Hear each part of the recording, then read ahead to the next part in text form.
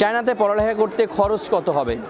চায়নাতে এখন বর্তমানে সাবজেক্টের উপর নির্ভর করে আপনার খরচটা নির্ভর করবে। যেমন আপনি যদি এমবিবিএসে যান তাহলে আপনার কোনো স্কলারশিপ আসবে না, তাহলে সেখানে খরচটা একটু বেশি আসবে। এটা ডিফারেন্ট ইউনিভার্সিটিতে ডিফারেন্ট কস্ট।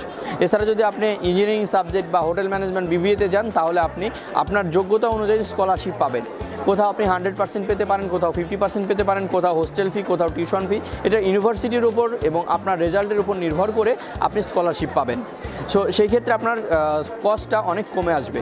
এছাড়া আপনি যদি চিন্তা করেন যে প্রথম থেকে কত খরচ হবে, কিছু কিছু ইউনিভার্সিটি আছে যেগুলোতে আপনার অ্যাপ্লিকেশান ফি লাগে না, আবার কিছু আছে ইউনিভার্সিটি অ্যাপ্লিকেশান লাগে। এছাড়া আপনার ভিসা, মেডিকেল, এরকমভাবে কিছু খরচ আছে যেগুলো আপনাকে ভিসার আগে আপনাকে করতে হবে। আপনাকে মেডিকেল করতে হবে, আপনাকে ভিসার জন্য দাঁড়াতে হবে, সব কিছু করতে হবে। তারপরে আবার চায়নাতে যাওয়ার পরে আপনার ফুড কস্টটাও আমরা অনেক সময় ধরে থাকি না, কারণ আপনি যেখানেই কেন না থাকেন ফুড কস্টটা আপনার লাগবেই।